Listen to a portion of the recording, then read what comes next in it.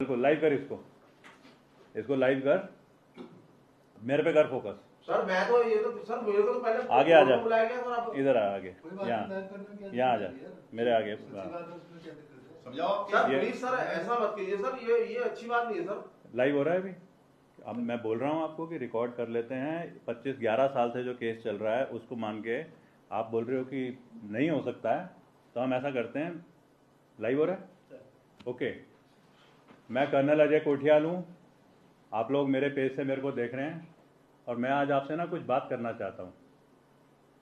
देहरादून का पढ़ा हुआ हूँ, पहाड़ का रहने वाला हूँ। पूरा मेरा जो फैमिली है सारी की सारी फौजी फैमिली है। 20 साल की उम्र में देहरादून के डीएवी इंटर कॉलेज से पढ़ के, डीएवी पीजी कॉलेज से पढ़ के मैं 4 गढ़वाल राइफल में जाता हूँ, और क्या मज़ेदार ज़िंदगी रही है मेरी।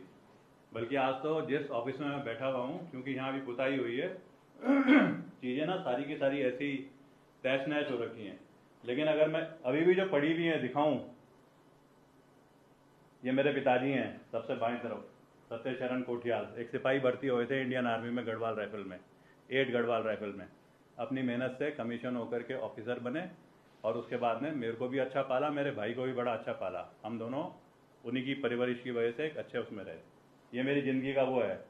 जब मैं कैप्टन था, ये माउंट एवरेस्ट चढ़ा हूँ इंडियन आर्मी की वजह से। इसमें उस टाइम पे जो डिफेंस मिनिस्टर थे मेरे को प्रोत्साहित कर रहे हैं।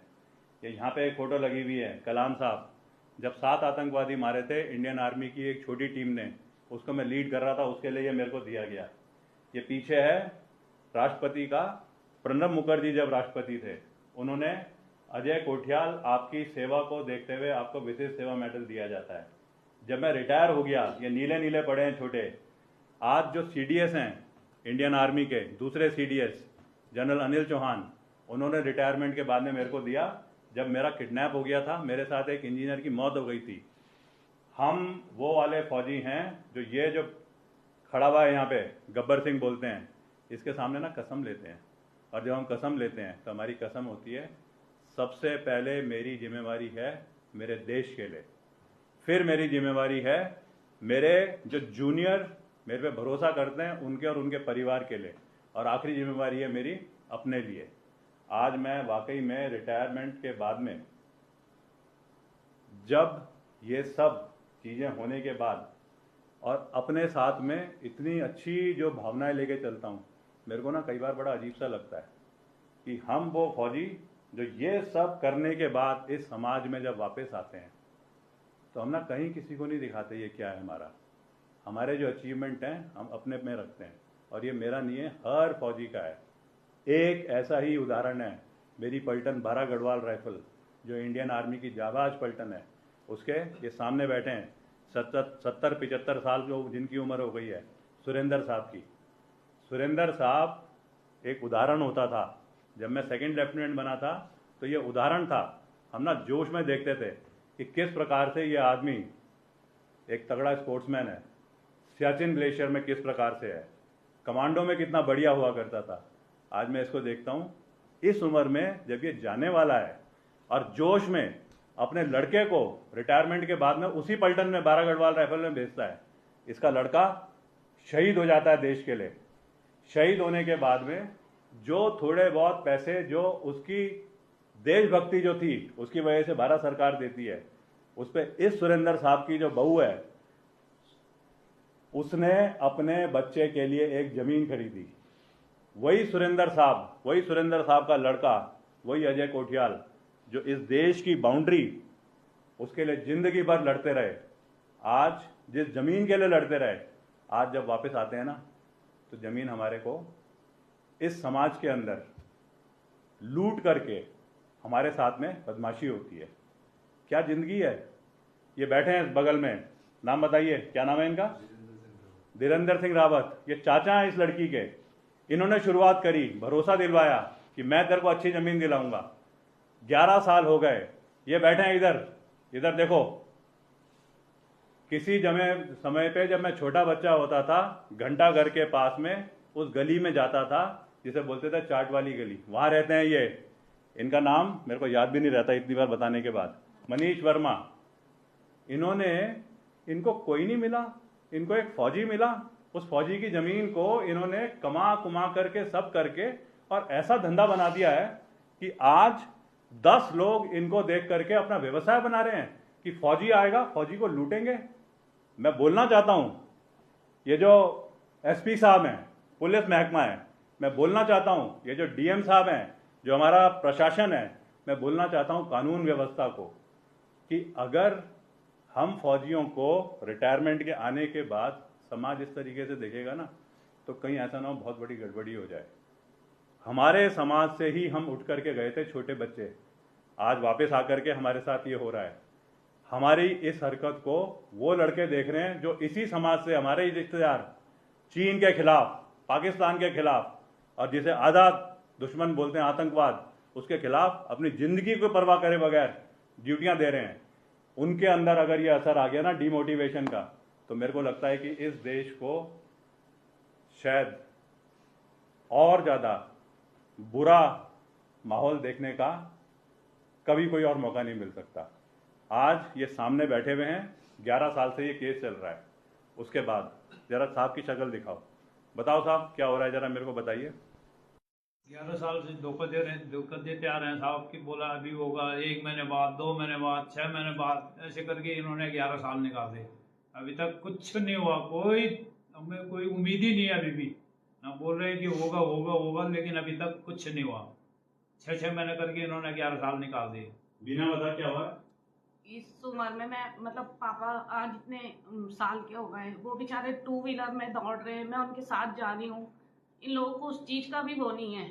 सबसे बड़ी गलती है मेरे चाचा की, जिन्होंने हमें ये फंसाया है। ये जो ऐसा क्यों करा आपने, बताइए जरा। सर फंसाया नहीं, जिस टाइम जमीन दी बिल्कुल सही जमीन थी, कोई दिक्कत नहीं थी। उसके बाद इस सारे लफड़े हुए।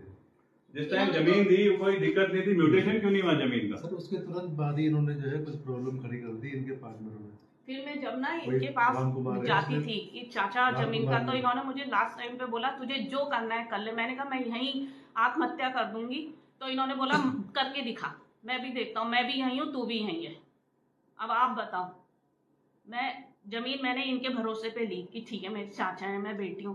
तो इन्होंने ऐसे तो नहीं करना चाहिए था ना मेरे साथ। ये पूरा हमारा उत्तराखंड देख रहा, उत्तराखंड को बता, वो जवाब देंगे इस चीज का। हम लोगों को जवाब लेना है इस देश से। उस दिन मैं इनके घर पे गई तो इनकी वाइफ ने, चाची ने बोला मैं आत्महत्या कर रही हूँ। तो अगर इतनी वो थी तो करके दिखाती ना। मैं तो बिल्कुल नहीं कर सकती थी। मेरा तो बच्चा है। मेरे जब हस्बैंड शहीद हुए थे, मेरा बेटा 6 साल का था। उनकी जो भी पूंजी थी, एक फौजी अपना मन मार मार के अपने फैमिली के सपने पूरे करता है ना। 6 साल का मेरा बेटा था, उन्होंने जो भी पूंजी कमाई थी वो सब हमने यहाँ लगाई। नवीन क्या बोल रहे हो? नहीं, इस केस को हम गए थे वहां पर देखने, तो जो ये भाई साहब बैठे मनीष वर्मा जी, ये समझा तो रहे केस को, लेकिन कहीं ना कहीं इनको पता था कि उसमें डिस्प्यूट है। अगर डिस्प्यूट म्यूटेशन नहीं हुआ तो क्यों नहीं हुआ? क्योंकि 45 दिन के अंदर म्यूटेशन होता है। आप मेरी तरफ उधर बताइए। बिल्कुल, ये जमीन है, मैंने इनके नाम रजिस्ट्री भी कर रखी है।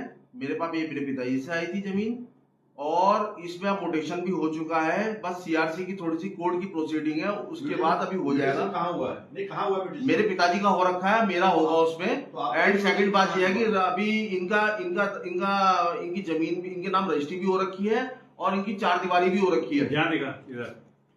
ये जो बोलेंगे इनकी बात को कागज के साथ में ये दिखाएंगे। हाँ, कागज जो म्यूटेशन की बात कर रहे हैं इनके पिताजी के नाम पे हो रहा है, उसके बाद इनके नाम पे होगा, तो ये समझ लो कि साहब सुरेंद्र साहब के नाम पे तो क्या कहानी बोली जा रही है, उसको भी समझने की जरूरत है। रास्ता भी बंद है उसमें।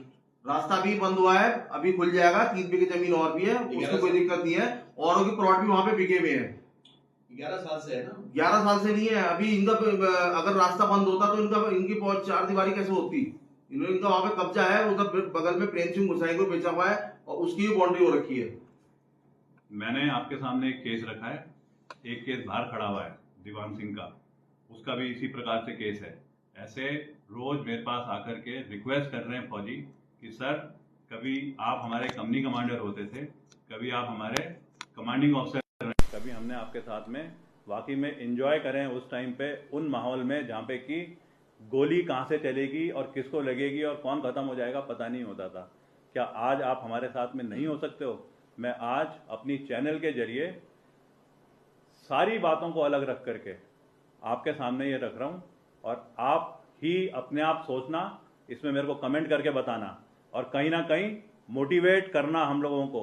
नहीं तो अगर हमारा मोटिवेशन टूट गया ना, तो ये यूथ फाउंडेशन जो बनाने की कोशिश कर रहा हूँ, ये जो केदारनाथ पुनर्निर्माण करे हैं, ये जो आगे उत्तराखंड के भविष्य की बात करता हूँ, ये सारे इन फौजियों के भरोसे पे करता हूँ जो आज रिटायर होकर के यहाँ पे आ रखे हैं, जो कि दिल से खाली अपनी पेंशन को इस्तेमाल करके और समाज के लिए कुछ करना चाहते हैं। जय हिंद, जय बद्री विशाल।